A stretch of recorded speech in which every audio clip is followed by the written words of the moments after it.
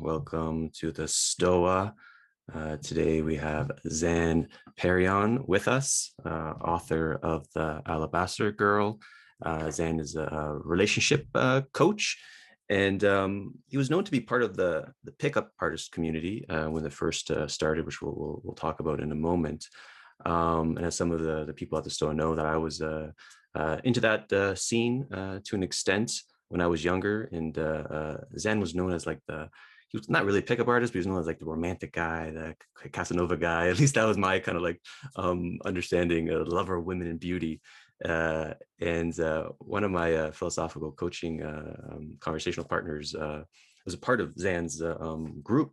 And then he connected us, and then Zan's here. So I'm really happy to have Zan here, have kind of like a presence of relationship coaching and kind of the former pickup artist scene. And so today's session is called Beyond Pickup Artistry, Witnessing Beauty, which we'll get to in a moment. And how today's going to work, Zan and I are going to riff for a bit, and then we'll pivot to Q&A, 60 minutes in total. Throw your question in chat anytime. I'll call on you. You can mute yourself and ask your question to Zan. If you don't want to be on YouTube, because this will be on YouTube, just indicate that in chat. And feel free to everyone to turn on their camera, let there be light in the Stoa, so you can see all your beautiful faces. So that being said, Zan, welcome to the Stoa. Oh, you're on mute. You think I would know this by now, huh? I do Zoom calls almost every day. Happy to be here, Peter. Thanks for having me. And I see some familiar faces. That's cool. Yeah, and we were talking before we let people in. Perhaps it'd be good to get a sense, because you are sort of the first person that, not representing the pickup artist community, but was associated with it to some extent. Right. People thought that you were in it. Just maybe get like a sense of what it is, the origins, like maybe even way back, like Ross Jeffries and the alt fast seduction form or whatever it was called, David D'Angelo, and like Mystery, Neil Strauss, the game, and how you were kind of weaved into all that. Yeah, I was very much present at the very beginning of all that, before anything was really commercial. You think of it, a dating coach is kind of a new concept on earth. There was never really too much of that going on before 1995, maybe. And around 2000, the internet really fostered this explosion. A couple things came to confluence here, like the internet and bulletin boards and network conversations from around the world, and a generation of men who had grown up on ones and zeros. Programming is in the blood of the modern young man, and so algorithms made a lot of sense. And so the pickup artist community came along and said, wait a minute, we can algorithmically figure this out. You say to a girl A, she says B, you go to C, and then and there's loops, and there's all kinds of stuff, and so it kind of made sense to man. And plus the disconnect in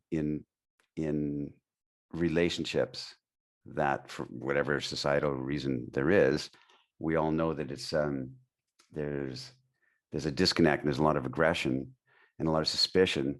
And so I think all those things came together into this perfect storm, and it created what we called back then the seduction community, which is just loosely based. Or people say, well, I'm a member of the seduction community. Well, yeah, because you're perusing bulletin boards that talk about it. Yeah, you're a member of it. You're adding to that zeitgeist, that conversation at the time. And what's amazing about it is I think that it has had a greater impact than we know. That whole, the book, The Game, came out in 2005, because I would travel to different parts of the world. You go to Poland or whatever, and there was hundreds and thousands of men who were caught up in this, all speaking Polish, and Polish layers and this kind of stuff. It didn't matter where you went. And the reason we haven't heard it more of a cultural phenomenon, because it's kind of underground and hush hush and like wink wink, but it really had an influence. And I think there's a lot of people that will be listening to this will remember a time when they were caught up in it in some way. So yeah, that's something I'm so fascinated about. There's this term that kind of like in this space we call soci, or self organizing collective intelligence. Mhm. And the pickup artist community, like when it was at the alt seduction fast forum, that was like the first. Wow. Yeah. It was like anonymous too, like that. I think that was a Yeah. key factor, because then you can kind of actually like share like your experiences and stuff like that. But like you said, it's like men all over the world wrestling with the same kind of issue, not being good with women or being failures in the sexual Right. marketplace, coming together to kind of figure out and lock on, like kind of figure out the secret or the code. Um, and the stuff works, like in the right context or whatnot. Yeah. And Sorry, go ahead, Peter. yeah, I just wanted to like double click on how it's the influence is probably, um, people haven't really put much good thought into that, because it's like people are either figuring out how to do it or people are criticizing the movement, like kind of like almost Correct. action. But there's nothing really like, okay, what is the actual influence of this in a cultural That's sense? right. Yeah, and I was in a cryptocurrency conversation, and all the um, and listening to these movers and shakers in the cryptocurrency world, which are young, men and women. And the conversation moved to this seduction community, and these guys who are building the Web 3.0 and like the architects of this new, paradigm of crypto and stuff like that, were all there. And they said, yeah, in college, I was, they all were influenced by it, so it really has a bigger influence than we know. And, yeah, my company is Ars Amorata, which is fake Latin, which I stole because Ovid, the Roman poet, wrote, 2000 years ago, he wrote the Ars Amatoria, which is real Latin, means the book of the art of love. Wrote this epic poem of, and it's basically how to get girls in Rome. That's was kind of the thing, and Ars Amatoria. And I was interviewed a long time ago by a woman for her magazine, and she said Zan's influence has been Casanova's memoirs, Cellini's autobiography, and the Ars Amorata by the Roman poet Ovid.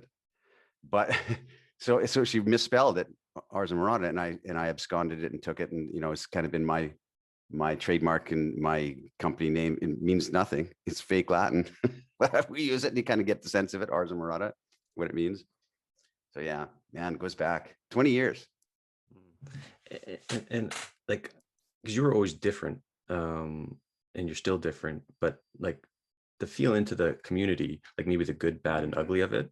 And this is sort of my read of one trajectory. Correct. This lands started off as the pickup artist, and then there's like the era of the gurus, and then all these like kind of different, like almost like factions within it, and then like inner game, outer game, all the sophistication emerged, and then sort of like a manosphere emerged out of it.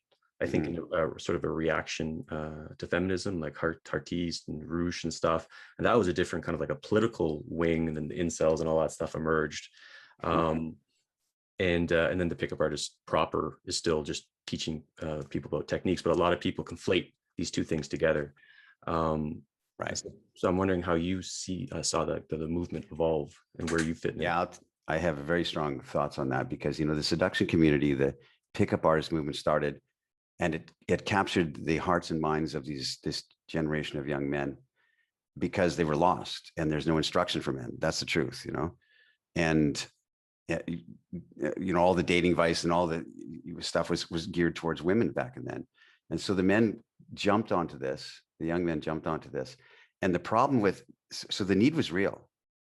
The need was real. It was an honest, sincere attempt by men to try and understand their path because they didn't have a hero to look up to. They didn't, all kinds of societal things. But the problem is it went like this, and it started into this great energetic, let's go in this direction and understand this. And it veered 90% primarily into manipulation and, get a girl's panties off in 3 easy moves and how to pick up a supermodel this weekend for sure, and which sells, obviously, right? That sells. If you put up a website that says, learn more about your authentic self, and how to have a true path in life, guys go, yeah, I want that eventually. But right now I want to pick up a supermodel this weekend. So type, Google, right? So that's what sells, and that's what took off. And it took, and there's boot camps and workshops all over the world, and it was criticized rightly but the need underneath it was real. So, and there's a path that men take to discover, like the guys that come to Ars Amorata and my work over the years, A lot of them have gone down a path of this pickup artistry, I guess you could call it, and realized it doesn't work, or it didn't land right, or it didn't align with my core values. And so they gave up, or they cast about looking for something else. And so I mean, and we're doing something different than that. You know, I always have been. Different conversation. Yeah. Yeah, I don't know if I told this to you before, but Jordan Peterson was my therapist before he became famous. And the first session I had with him, I told him about the pickup artist scene, and he was aware of it. And he just hand waved it like, "They're sociopaths." He just like brushed it away. And then I kind of like told him a little bit about like, yeah, it could make you like, however, that direction, but you can repurpose some of the tech for good. Yeah. And so I'm curious how like you tease those two out, and I think it's something to do with intention and kind of when you approach. Yeah, you know, an interesting side note. I'm the same age as Jordan Peterson, almost a couple of years younger than him, and I was born in the same small town area of Alberta, Canada, that he was. So, but he went to academia, and I left home at 13 years old and had no education after that. I went and worked for a trapper in British Columbia, and had moccasins on my feet, and a knife on my side all my teen years, and my formal education ended at 13. And but he went off in that direction. Side note, but with the seduction community, there's absolutely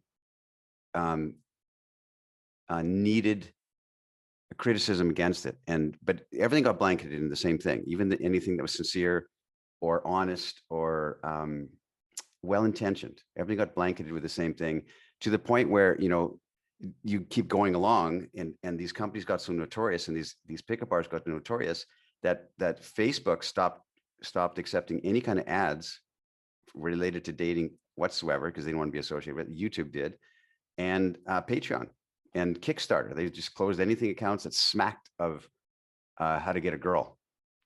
Okay, even though there's a real need for that, because there's no instruction. So it's interesting. And so what would you say your approach is, and maybe how it evolved throughout the years? Well, there's nothing, it's interesting, because in my 20s, I was lost. I'm 57. In my 20s, I was just a blur. I was so insecure and needy, and felt unlovable, felt that no one would love me. And I would go out to bars by myself, stand in bars 4 nights a week for a decade or more. I would just go out by myself because I love girls. I'm girl crazy since I was a little kid. But I was this quintessential nice guy. And there was no instruction then. There was no dating coaches. There was no YouTube. There was no programs. There's no boot camps. There was no books at all. And so back then, you're analog. If you wanted to meet a girl, you had to straighten your tie and go and talk to her. And it's interesting. I was with a friend in Switzerland a few years ago, 25-year-old guy, good friend of mine. And he said to me, we were having a glass of wine, sitting and talking in his apartment. He said, "It's Zan, I have to say this. They don't make them like you anymore." And I'm thinking, "Well, that's nice of you, man. That's a nice compliment. Thanks, brother." And he goes, "No, you're missing what I'm saying. You're the last of a breed, because no one's going to have that fully analog experience anymore. Dating apps are not going away. The internet's not going away. That interaction, in the digital world is not going away. And you're one of the last ones that had to go." And I thought, wow, that's true. So it's evolved, and the need's still there, to be quite frank. So, yeah. It's crazy that, would you say you're 56 or 57? I still haven't got over that fact. I don't stress. I don't work hard. That's amazing. Yeah. So part of and feel free to start putting your questions in the chat, anyone. So part of the title of this thing was Witnessing Beauty. And I know, okay, yeah, you go. The fake Latin piece that you mentioned previously. And so what is Witnessing Beauty? Okay, let me tell you that. Because like I said, my 20s was a blur, and I'm not kidding. I was insecure. I was this sweet, nice guy that was, a girl would date me. And after 2 or 3 times, this guy's just too available, too sucky, too nice. And just, and I'm thinking, what?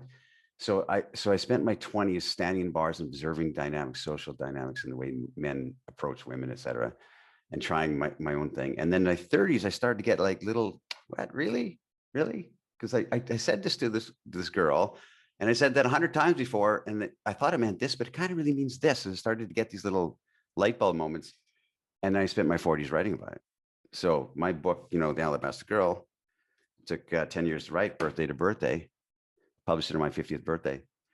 And the thesis is that we have turned our face from beauty. Yeah, if you really want me to wax philosophical, because I don't have any concrete anything on this, but I really do think that beauty is a real entity, just like the Greeks used to think that. That is, I'm a computer programmer type energy guy too. So I understand, network layers and stuff like that, and you've got the application layer, the user layer, et cetera. And in these network stacks, and I do believe that no matter what you think the origin of the earth is, whether it was a divine mover, a creator, or a big bang, it doesn't matter, because there's been a strata that has been, a real network layer that's come down to us today. And it is a physical, in the sense of physics, concept that I think is beauty. And I think beauty is real. And I think we've turned our face from beauty. That's why our relationships are broken. That's why our politics is aggressive. That's why, for the Greeks, it was one of the highest values, and so there's nothing new under the sun.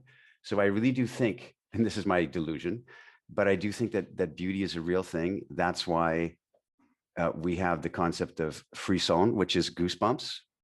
When beauty has a quality of dawning on you.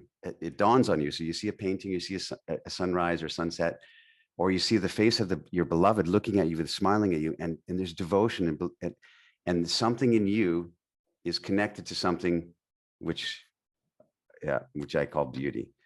And I think in art, we've turned away from beauty. In architecture, we've turned away from beauty. It's all now shock. It's now, look at me, the artist. Look what I'm doing. My name's foremost. Doesn't matter what I plop out onto the Tate floor. So I really do think that our disconnect, and I've thought this for many years. My whole book is a book about beauty. That's what it is. Beauty in relationships, polarity of men and women. And so my generalized thesis is, we've turned our face from beauty, and we're paying for it. And it's time to reclaim beauty. So that's Ars Amorata really is the idea of restoring beauty. Not that beauty needs anything from me, but I do think that we need to reawaken to beauty. I honestly do. That's my thesis in a nutshell. So witnessing beauty. The signature phrase that people use, quote from me on, is written in my book, and that is, beauty needs a witness. And that's why we're dating women, and we're trying to go down this way, but we don't.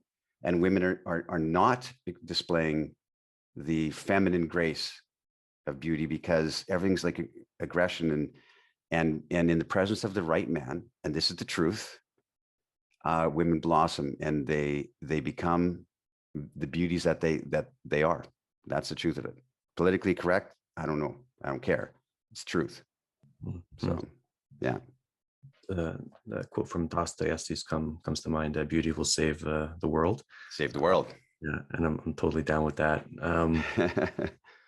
So one thing that's like, and I like that idea too. Like, beauty has been lost, because what we have like posing as art is almost like supernormal stimuli. It's just like, something that hijacks our system. Like, we can't look away. Yeah, it addicts us. It's not kind of like something that promotes the best in us.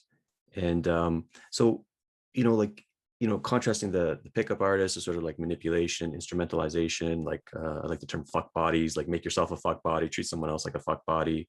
But like, what's the praxis of beauty in terms of relating with someone else, whether it's a man or a woman?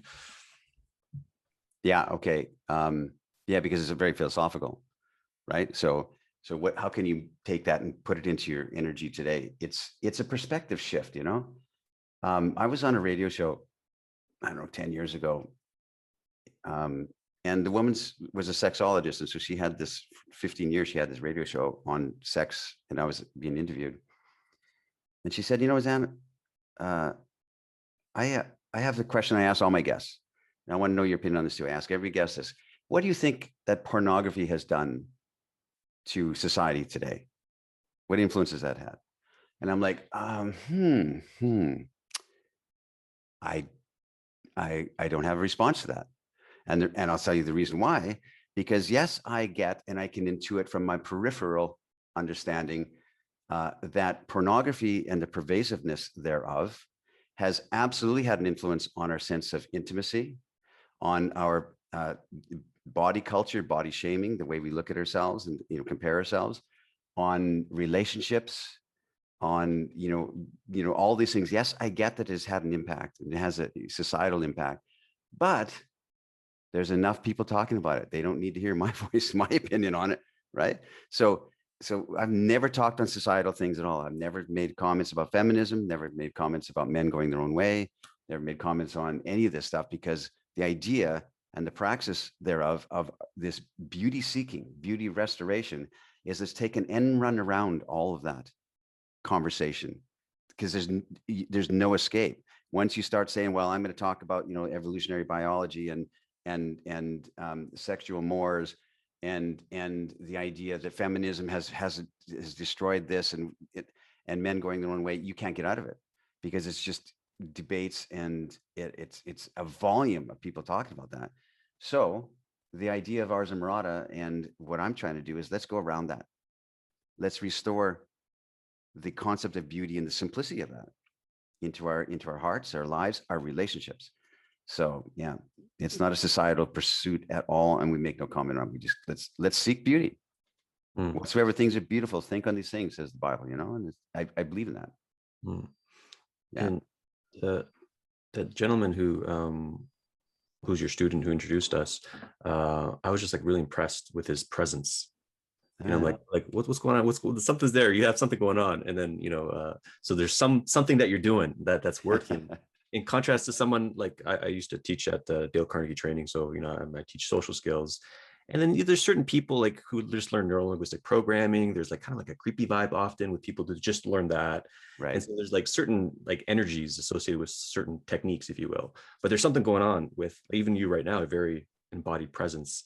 So I'm curious, like what techniques or not techniques, methods that you do in your that's a furtherance of your question, because what I mean, there's instruction out there in body language, for instance, how to cock your shoulder this way and how to fix your mouth that direction and stick out your chest. And we've never done anything like that. We never talk about those things. We don't talk about chakras. I don't know these things. I don't know meditation and chakras. I don't no idea at all. All I know is that when you choose a new perspective and seek to have a different way of looking at the world, and it is a different way, something eases in you, something softens in your spirit, and something changes in your metabolism, your body language, everything follows along, so that your eyes and your smile and everything comes along to the knowledge, not that you know it, because nobody's going to figure it out. If all the philosophers and artists and scientists in history couldn't figure out the concept of beauty, or why are we here, then who am I to think that? But it isn't that.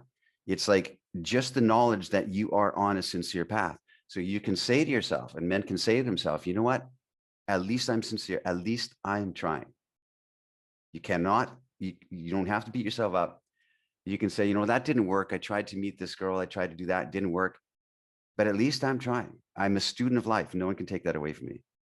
And when you have that perspective, something eases in you, and your body language, all these things that are taught, your voice, vibration, all these things emit from that calm understanding that, man, nobody had it figured out in all of history. And you think you're going to be born confident and adjusted? No. It's like this entire modern age is centered around self-help. And self-help is the number one genre of books. It's the number one thing. And it's the successful books. If you want to write a successful book, has to have some self-help element. You never had that in history, and we say, well, I have to resolve my childhood before I can be confident or before I can be successful. to talk to women, get up my, to feel like I'm valid. And so we have the self-help mentality. And, there's been no successful childhoods in all of history, or happy childhoods in all of history. Everybody in history, including our generation, were abused, abandoned, betrayed, hurt. Mommy is starving, and daddy's off to war, and sisters dragged away and raped in front of, in all of history. And yet we're the first generation that says, oh, I have to navel gaze and solve that before I can be productive, before I can have relationship. And I don't buy it. So, I'm going on a rant here, but I really do think that it's time to put away those things and have a different conversation. And when you do, everything is manifest from that: your body language, your eyes, your perception, your worldview, your love of yourself. You can reclaim that, because nobody had it figured out in all of history. You think about a young man will say, well, I backpacked across Europe for 6 months. No, you didn't. You went from ATM to ATM. You had peace and safety everywhere you went. And if you were, 17 years old in 300 years ago, you went to sea in a rickety ship. And there was no guarantee. You couldn't call mom when you landed in the Caribbean and say, Mom, can you send me some money? There was no safety. And yet these young men and women, they did that. And we have to have it all stacked. I have to save some money before I go traveling. We have to have it all stacked up in our favor. And nobody in history did that. And nobody said, I have to resolve my childhood. They got on with their life. They said, okay, well, I was abused, I was abandoned, I was smacked around by my father. I'm out of here. And they went and built cities and nations and fortresses, and scientific endeavors. Everybody had a bad childhood, and we're the first ones that sit and victimize ourselves about it. Oh, I need therapy. That's my take. Yeah, I love it. And I got so many follow-ups, but it's probably best to pivot to Q&A because there's some good questions in the chat. And all the questions might come from various different directions. So just to, right. Perfect. Yeah. So let's take in Kevin first.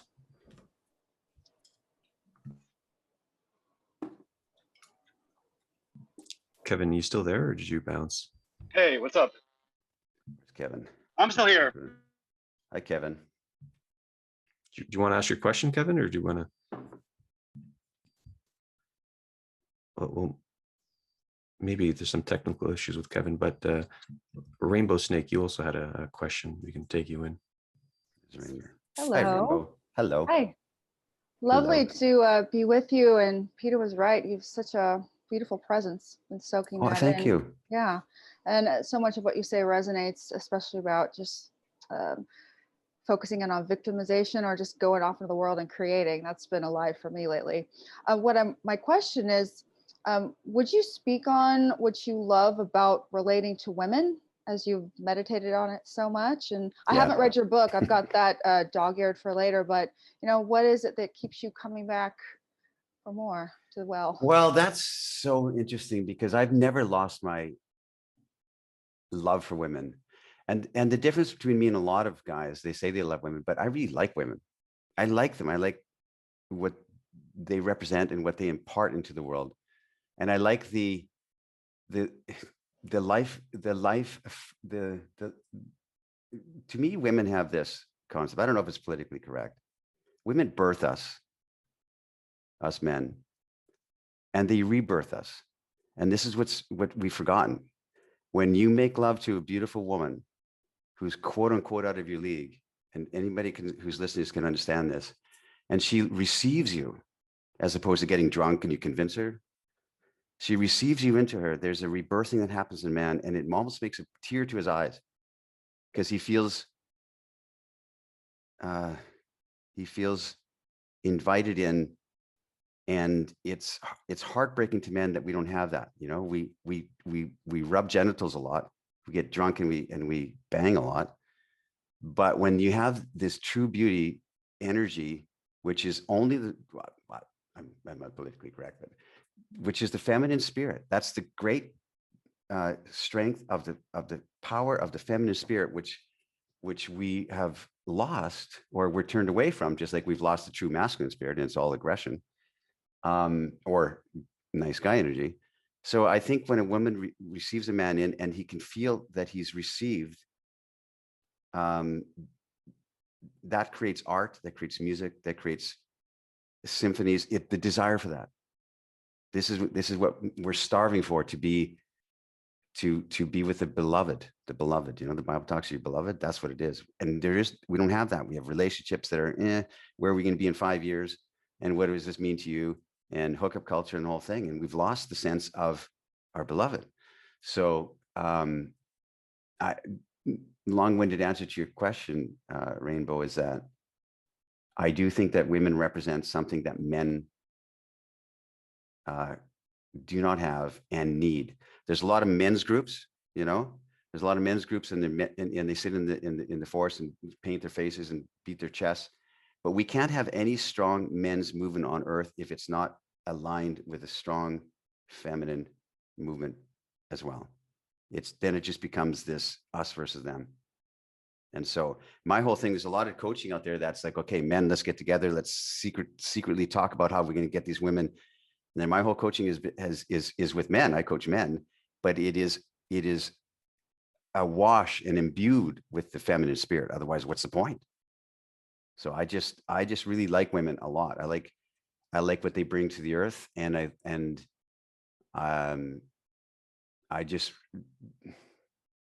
it's equal. There's a polarity that I believe in. Polarity, I really do that. But I don't mean, we had this entire equality movement, and the idea was to get equality, and 100 years later we didn't get equality. We got sameness. So we got sameness. Men are more like women, women are more like men, and I know that's on vogue nowadays, but not in my mind. So the great strength of the masculine spirit can only be true and authentic in the great spirit of the feminine spirit, which is life-giving. Man's nature is to thrust into the world, thrust into nature, and thrust into. It's a thrusting energy, which modern man doesn't have, right? We're just great daters. And the women is a rebirthing energy. That's how I see it. So hopefully I answered your question, Rainbow. Yeah, that's beautiful. It's what I'm experiencing right now. Coming from a paradigm of going around sort of punishing men, daddy issues, yada, yada. And then I met a man who had mommy issues and was going around punishing women. But we've come together and just set all that aside. And it's this holy union of just what you've described. And we just popped into it. We're in process all the time, Right. but I think it's right there. Something around what you're saying, like, don't have to go to so much therapy. There's just something about making your way into the world and letting it arise somehow. So thank you. You said it correctly, Rainbow, when you said it's holy. And I promise you it is. It is. There's a divine element, whatever that is. I don't know. I'm just a dude. But you tap into something holy and divine that, I'm not the first. Epictetus, and everybody said this in history, and we've forgotten it. And so we don't have this transcendent union. We just have these body parts coming together, and expectations, and baggage, and all this trouble, and we don't have this real sense of delight. Imagine to have the sense of delight with this. I'm proud of, that's my girl, and I'm proud that she's my girl. And vice versa. If your woman is not proud of you, if your wife is not proud of who you are, what you're trying to become, and what you're trying to do, that's it. And vice versa.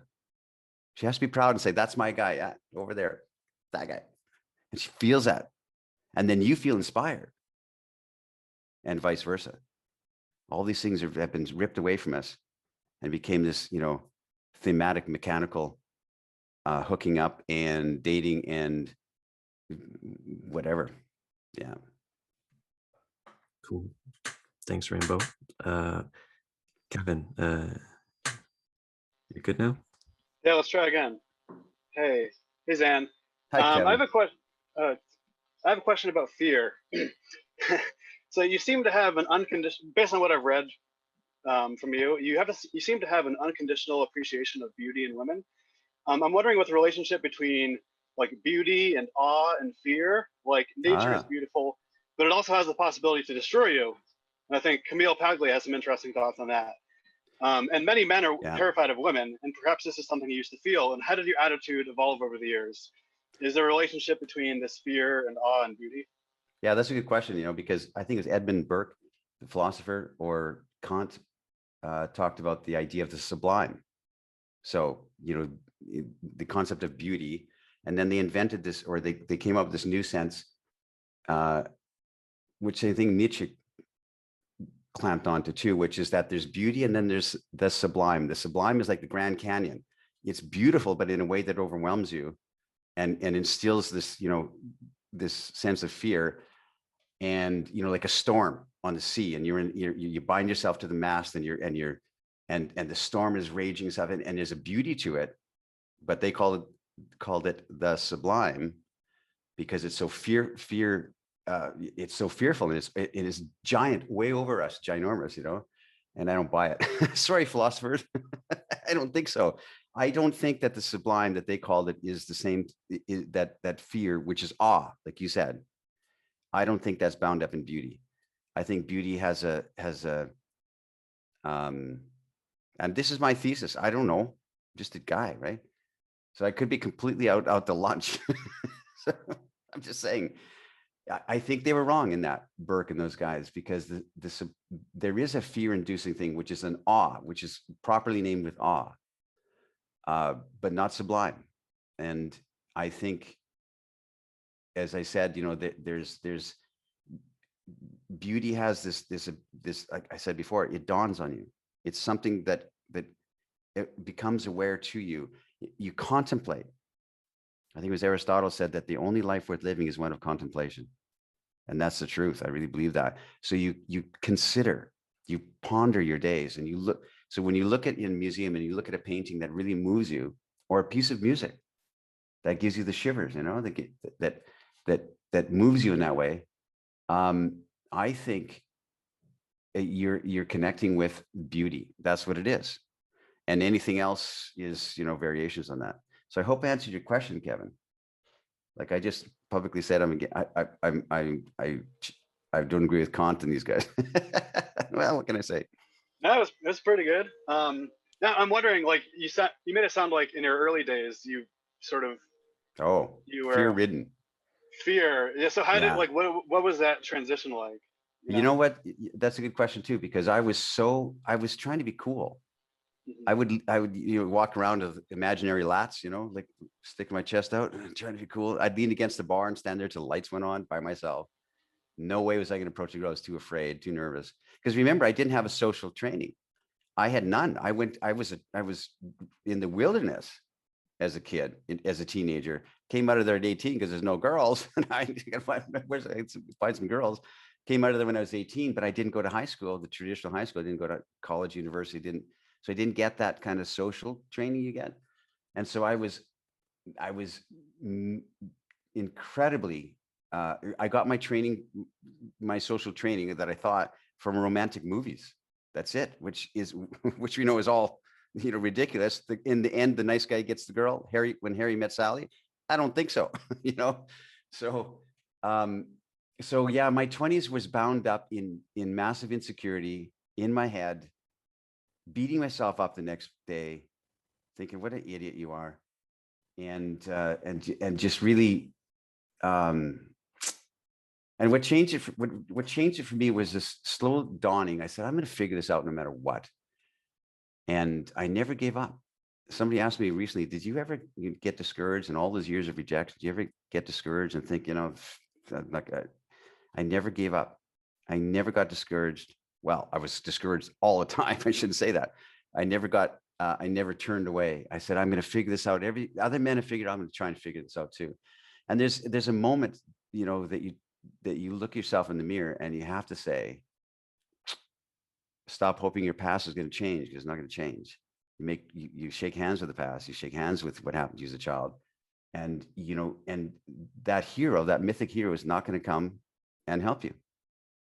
There's nobody going to come and say, you know what, Kevin, it's going to be all right, because our father didn't say that, and we didn't have that to look to. So it's up to you.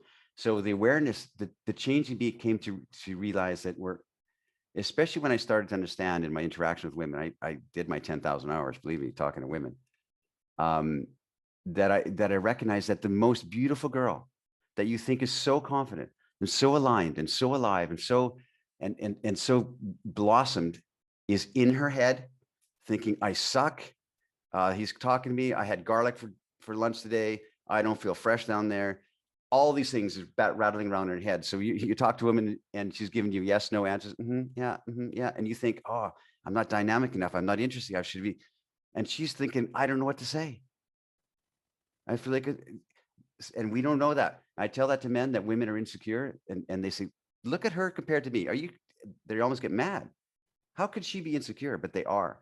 And when you realize that we're all broken, we all feel like we're faking it in our jobs, everyone we feel like we're fakes. And how come they can't see I'm faking? And women do too.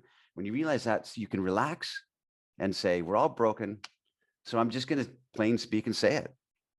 No one's going to come and put their arm around me and say, it's going to be okay, son. So it's up to me to virtually put my arm around myself and say, you know what? I got your back because nobody else does. That hero's not coming in, you know? So it was a long, slow burn of trying to understand this. And now I share that because I really do think that we can choose by choice. By that, I mean a practical way of doing it, a different perspective, you know? And I choose to see beauty. So I choose to see every woman I meet.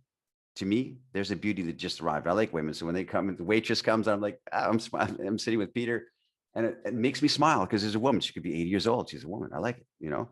Now, I'm not saying that all women are peaches and cream because we know there's some very manipulative, bitchy, angry, pretentious, bitter women out there, just like there's the same in men. And so I'm not saying every woman is this beautiful lotus flower that, you know, needs to be shot. No, but I do believe the feminine spirit is, which is there in somewhere in here. So I, you know, buried in there maybe since he was like a child, but I do believe. So my first perspective, which before my first perspective, when I see a beautiful woman would be like, or any woman was like, she's probably got a boyfriend. I'm not tall enough. You know, I'm poor. All these things would come to my mind, just like they do with other men.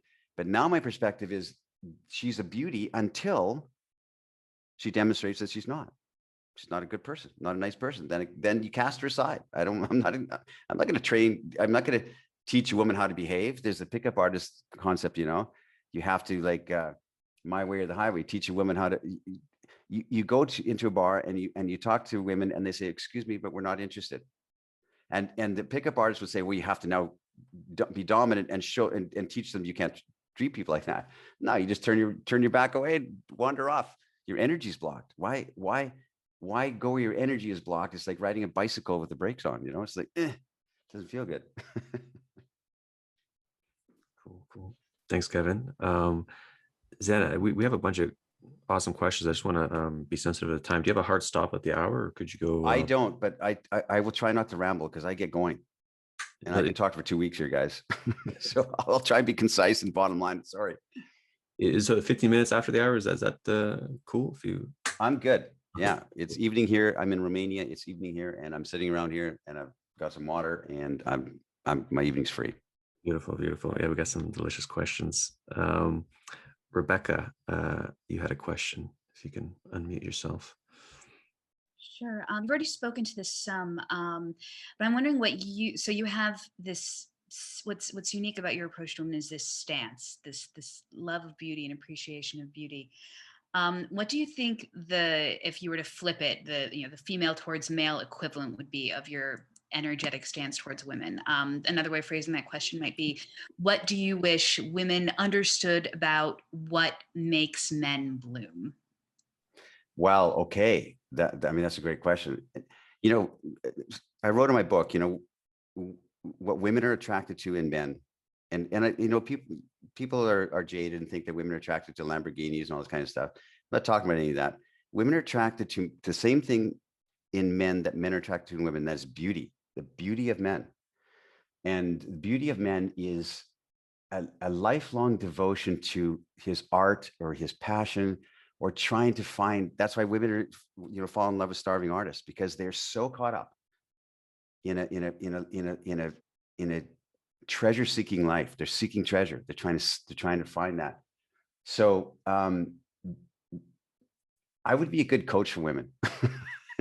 Not because I think I can, not be, I'm rambling again, but I'll tell you, Rebecca, I used to do talks for women as I traveled. I talked to feminist groups for years. And I gave a talk to women, only women, in Austin, Texas one time years ago. And I know a lot about women. And I was saying some things on the stage. And this one 50-year-old woman came up to me. She says, you know what? At the end, she says, you know what? Everything you said was right on. That's perfect. That's good. Yeah. But be careful.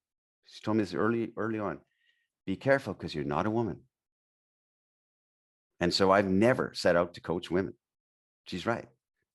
So I can never say, I can stand up in front of a group of men like the guys on here, and I can say, listen, guys, you're doing this and this and this, and let's do this.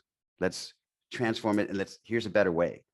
But I can't say it to them because I can't inhabit a woman's experience. It's like guys saying I'm a feminist. Come on, you're trying to take that, absorb that role from women too, So it's all I can do is what your question was, Rebecca.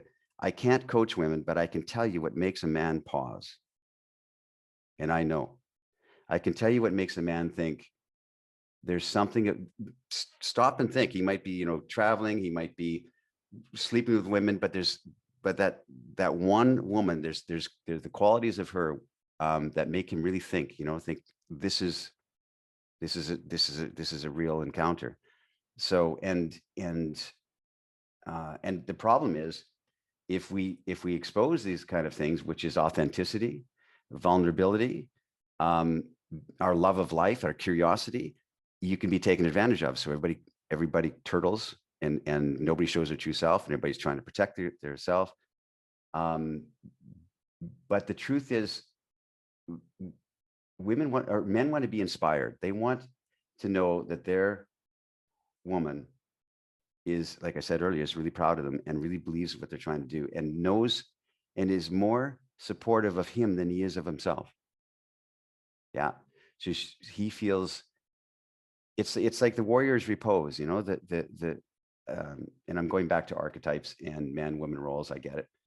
But it's like the warrior would go out and he'd be fighting the saber-toothed tigers and whatever. And he would come crawling back into his tent or his cave, and he puts his head on the lap of his wife, his woman, and she strokes his hair and says, it's going to be okay.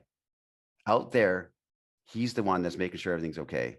And in here, he can relax into this warrior's repose, and he knows that he can abide, and it's going to be okay. And that's a quality.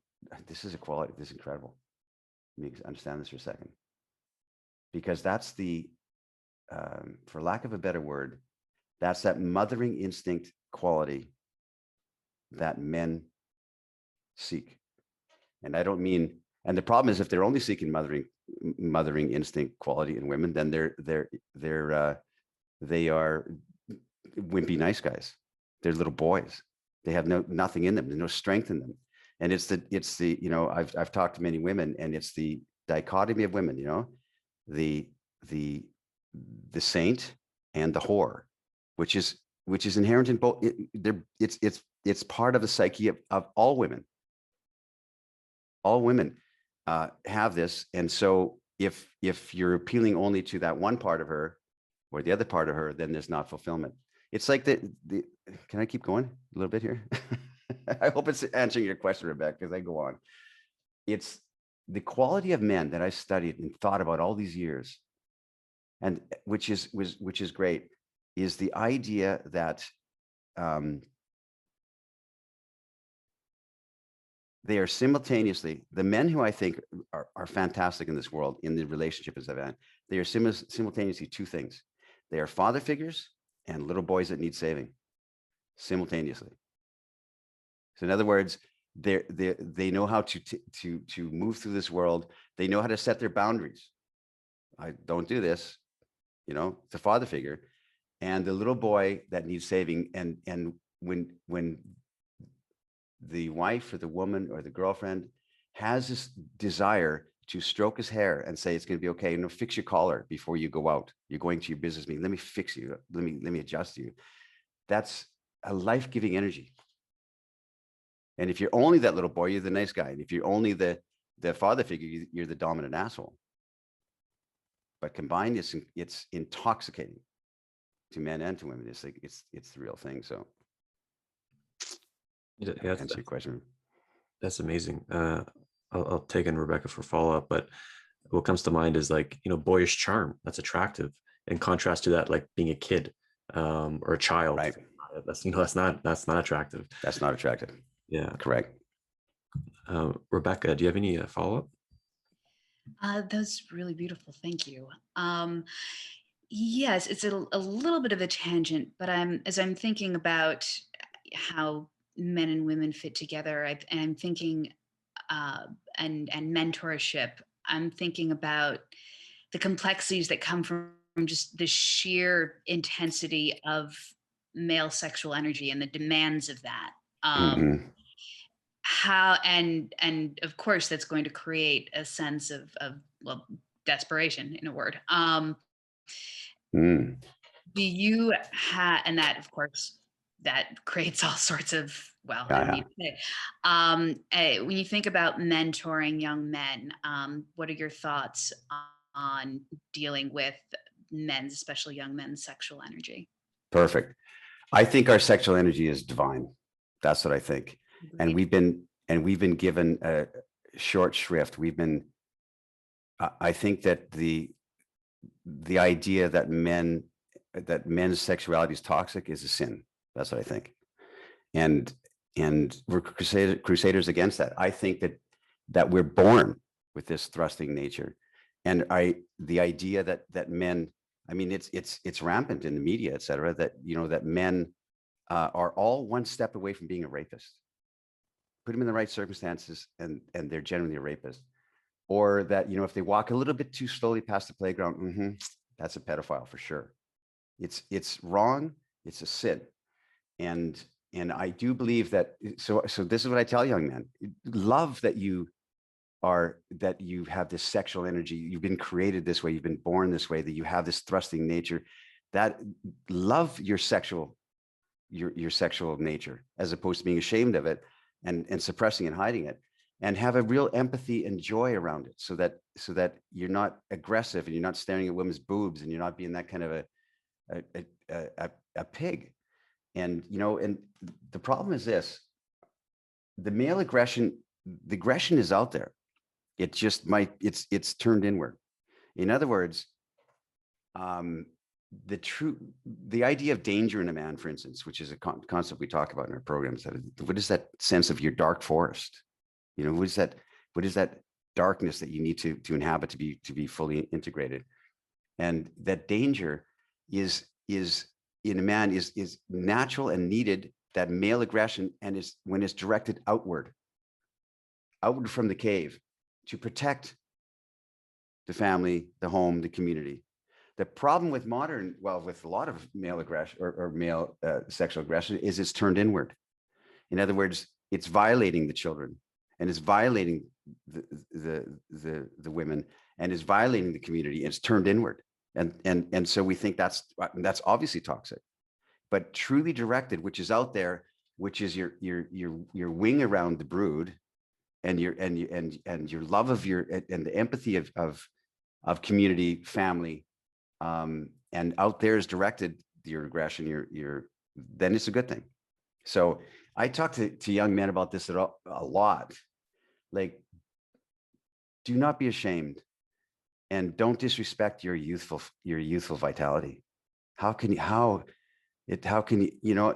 look at young men and I look at young women, and they think I suck and I'm ugly and body, dysmorphia and stuff. And I'm thinking, how can you disrespect that youthful beauty and vitality that you really have? Because in 10 years, you're going to look back. You're going to look back and think, man, I wish I had that again. I wish I looked like that again. Man, it's just incredible. And I'm talking to my young self. I look back at photos of me in my 20s at a party, for instance, and I look like a normal, like, well-adjusted guy in the photo, but I remember the particular party and how insecure and in my head and unworthy I felt. I'm thinking, yeah, how can you disrespect that beautiful vitality? You have your health. That's going to go someday. You have and we disrespect it all our youth, you know? So yeah, that's what I talk to young men about. Love it, celebrate it. Do not apologize ever that you're a man and you love women, ever. Love it. Yeah, so many good questions. Let's see. This one's going to be interesting. I'll see if I get the name. Puneeth. Hey, Peter, thank you. Yeah, it's Puneeth. It's an Indian Hi, name. Puneeth. Hi, Zan. I've been following your work for 3 years now. And I'm 25 from India. And in here, as you already know, arranged marriage is the norm. Correct. And the pressure just builds up as you age towards 30, 35. And so far, I've been safe. Being part of a joint You've been family. safe. You haven't been joined yet. So I'm curious, how do I apply your principles of seeking beauty, seeking my girl, especially when I have a limited time and I have a limited set of women that I can be with who would be eventually accepted in my family, which means I can't wander around. Yeah. Yeah, there's cultural things. It's a good question. But you know, the idea of marrying for romance and romantic love is brand new on this earth. It's only 150 years old. It's Disney, you know, and before that, we married for convenience and sustenance and to romantic love, you know, kind of started in 1100 with the knights in shining armor and my lady, you know, who was fainting over here, and the unrequited love of a knight for a lady. And, you know, the troubadours of France and, you know, and et cetera, they would sing about these men who fight for their lady, but they can never have her. And so there's all kinds of errors like that, you know, since then. But marrying for romantic love is a new concept on earth. So, and also there's been studies that show that arranged marriages have a greater success rate of staying together happily than romantic, you know, 18-month infatuation marriages. You know, this is the girl of my dreams. You know, I'm so in love with her. So don't be discouraged. And I also understand that there's cultural things that you have to be aware of. So seeking beauty and in the limited choices you have, because it could be real that way, it doesn't change. It's the same thing. It's like to seek the beautiful path through life, that your eyes are looking in a certain way and with a certain perspective, and things around you, beauty needs a witness. Beauty arises and becomes in front of you, arises around you when you're seeking it. So no matter your circumstances, people say, well, I can't go, you know, live in Bali in a tiki hut and sell pineapples or whatever, because I'm in jail for 30 years because of youthful indiscretion, you know. And so circumstances definitely, and culture certainly has an effect on us, that we can't just be all we can be. Do whatever you want. You can, if you dream it, you can have it. The secret and all that stuff. But within the parameters of our circumstances, within the parameters of our cultures, with the honoring of our culture, because you want to be honorable, right? I really do think that you can explore these same philosophical themes no matter what. And I hope I answered your question. You know, I had a conference here in Bucharest one time, and some of the Amorata guys came, my group of men that come, you know, part of my membership group. And we had 70 guys in town here. And one of the guys was from Saudi Arabia, and he's completely grew up Muslim, and he's smiling away. And we're introducing ourselves all around the thing, you know, all around the room. And you know, what do you hear, your name, where you're from, what do you hope to get from this weekend, or going around like this? And Ahmed, man, bless his soul, smiling away. And he just basically said, you know what? what I want to get out of this weekend and this conversation we're having is, I would like to someday choose my own wife. Smiling away, you know, and we in the West are thinking, oh man, my life sucks. He can't go into a shopping mall.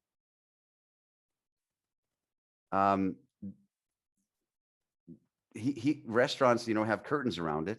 He can't talk to a woman. He works in a company, and he can't raise his eyes and smile at her. Not possible. He gets in trouble. He gets written up. And yet he was the most kind, smiling, happy to be there of everybody. And he has the most restrictions. And I'm thinking, he knows that he will have to have an arranged marriage. He knows that, but he came here and he had a hard time getting a visa to come here.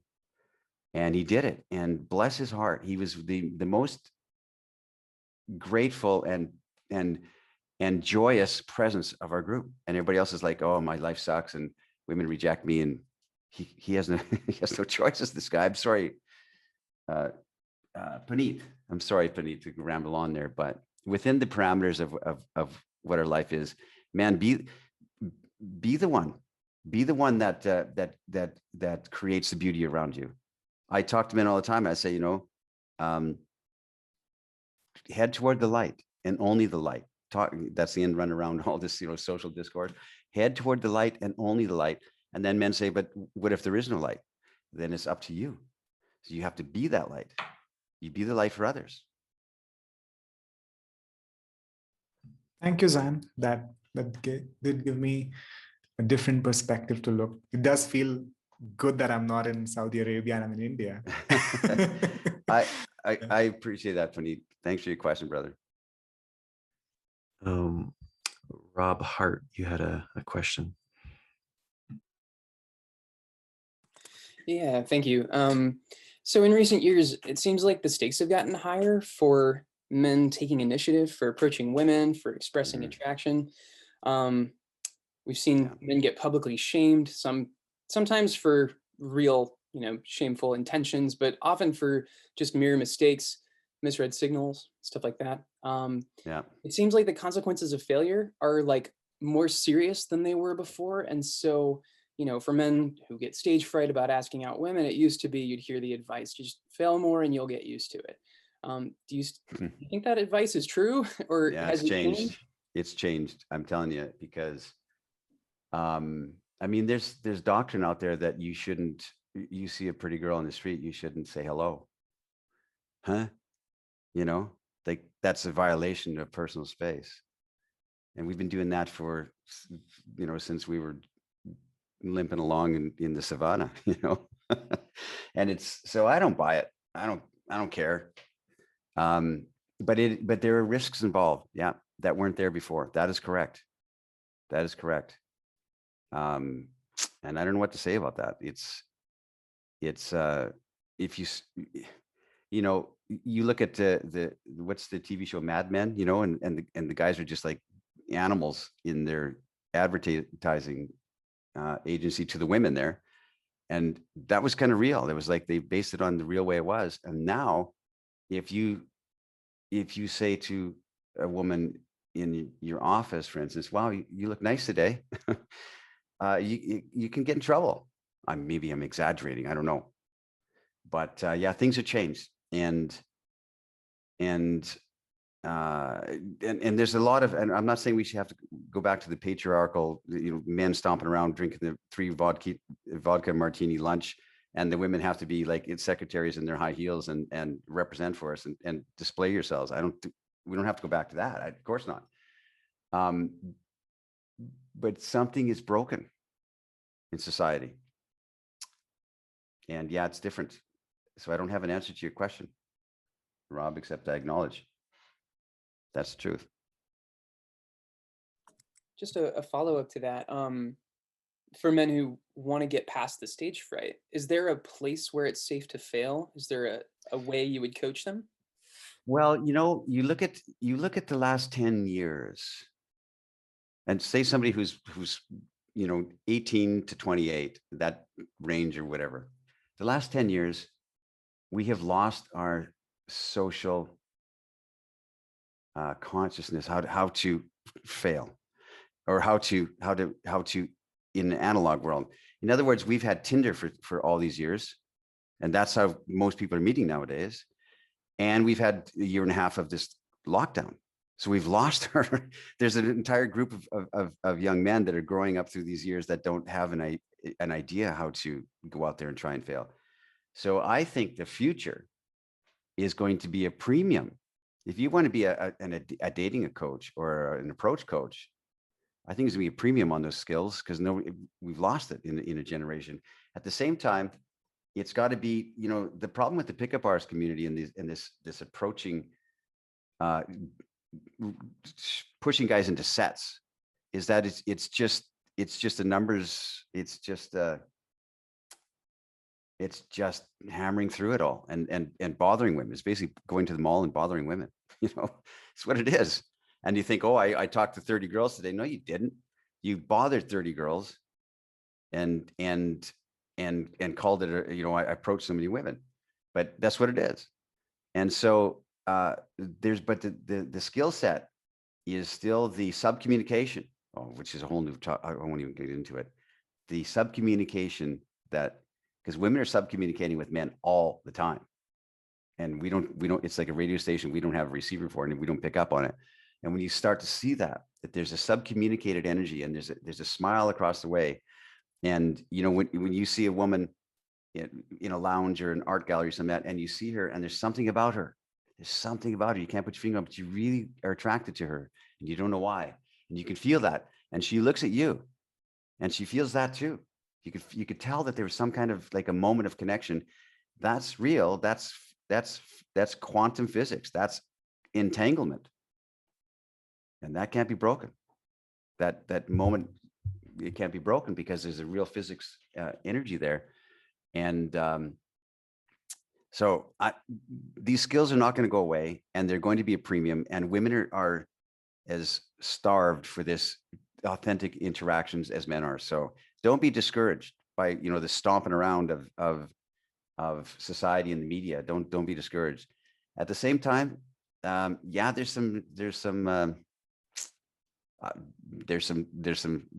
be snakes beyond the horizon. You got to be careful. Here be serpents. You get in trouble for stuff that you wouldn't get in trouble for in any time in history. So, thank you, Rob. So perhaps one more question, Jonathan. Would you like to ask your question or ask a question? Yeah, sure. Thank you. So like for me, I've been struggling with getting out of my head and, into the world. And I really like the simplicity of, just appreciating the beauty, to have something to focus on. But my question is like, what follows from the appreciation? So how does that fundamental perspective affect your intention when approaching? Yeah, because, when you're approaching, I spent my 20s and 30s, I wanted to be the seducer, The media one time called me someplace as the world's greatest seducer. And I set out to be this guy who could talk a woman into bed. I can weave my words.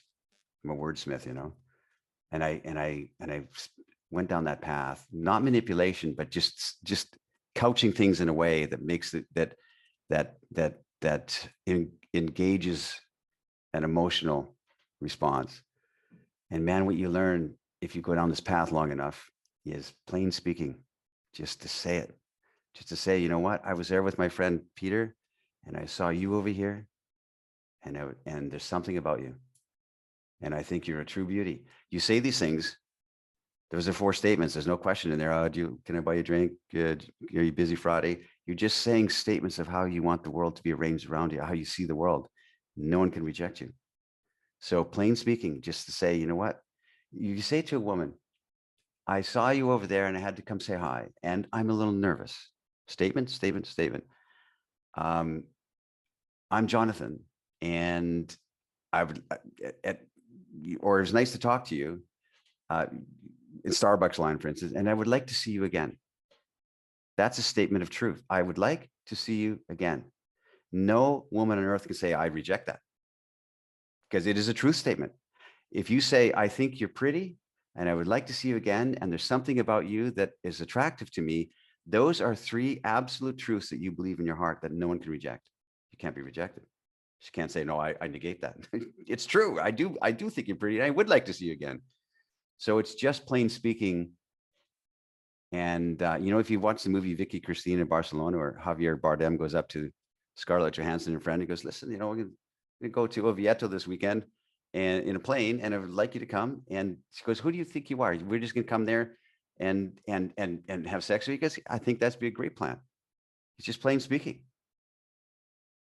I think that's a beautiful plan. Now I think about it. Yes. And it's honest. It's real. There's not needy. You can compliment a woman's eyes, the things she's heard her whole life. It's got beautiful eyes because it comes from a different place. It comes from a place of landing. You're going to land it. You're going to hit the ball in her court, and it's enough because you're a man. You like beautiful things. And so I'm just, I like beautiful things. And to me, you look like a beautiful thing. And so you can say, listen, I was over there with my friend. I had to come say hi to you because you have beautiful eyes. And I just want to say that. Boom. She's heard that her whole life, guys buying her drinks and, you have beautiful eyes. And he's just saying it because he believes it to be true, as opposed to, can I get something in return? It's just plain, put it out there, and, so I think that the skill set, Jonathan, because you get in your head, right?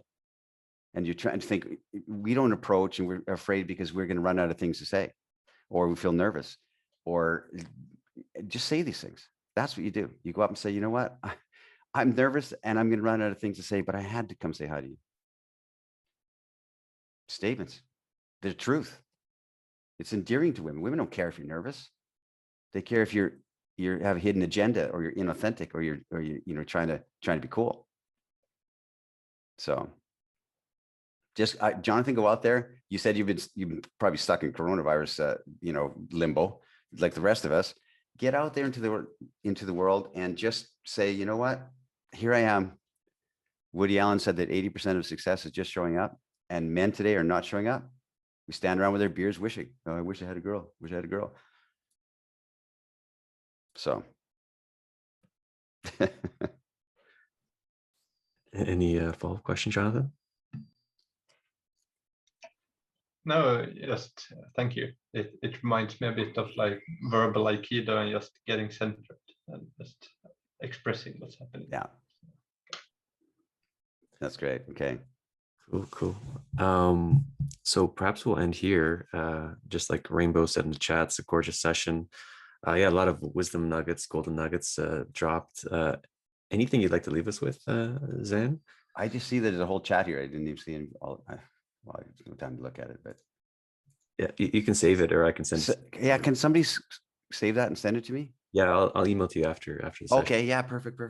No, I don't really have any closing thoughts except be encouraged. Do not be discouraged in this destructive age. Do not be discouraged. Be the light. There is no light. There's no hero going to come along. So be a hero to yourself, and honor and love that you are a sexual creature, that you are created that way. Really be delighted by that. That's a great thing. That's a beautiful energy. And it's, like I said, it's a divine thing. You're created that way. So guys say to me all the time, how do I become more of a sexual energy, more of a sexual creature? And I'm thinking, you watch porn all day long. Don't tell me you're not sexual. It's just you suppress it. You hide your light under a bushel, and no more. And as long as it's balanced with empathy and respect, which is a whole new subject, your sexual nature is desired. It's desired by the world. So don't be ashamed of it anymore. That's my closing thought message. Awesome. Yeah, and I was telling Zan before we started, no one from the kind of the quote unquote pickup artist community came to the Stoa before, and it just feels right that Zan, the guy, because he's not a pickup artist in that sense, more like a romance artist or a beauty artist, if you will. So I definitely recommend check out his book. Check out his stuff, which will be in the event notes. And I'll make some closing announcements in a moment. But Zan, thank you so much for coming today. Love to have you back. I have a bunch of books printed in Romania, guys. I printed 2,000 and they're gone. I printed another 2,000, they're gone. I printed another 2,000. And if you go to alabastergirl.com, I give the books away for free. I sign them, all by hand, and we'll put it in the mail for you. And you just have to pay for the shipping, handling, and the cost of the book. And I think I lose $1 a book, but I'd like to give it to people who really want it, and I sign it, send it to you. So alabastergirl.com, and let me know what you think of it. Cool, beautiful. So I'll make some closing announcements. If you like this session, you might like a session coming up on July 2nd or 6th. I don't know if you know Stephen Jenkinson, Zan, if you're familiar with him. He's another Canadian. I don't think so. He's really good. He's going to come and talk about elderhood, finding the other elders.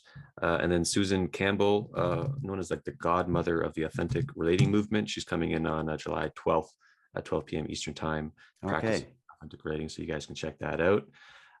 So that being said, Zan, everyone, thank you so much for coming to the Stoa today. Thanks for listening to my rants. Thank you for sharing. Thanks, Peter. Thank you. That was wonderful.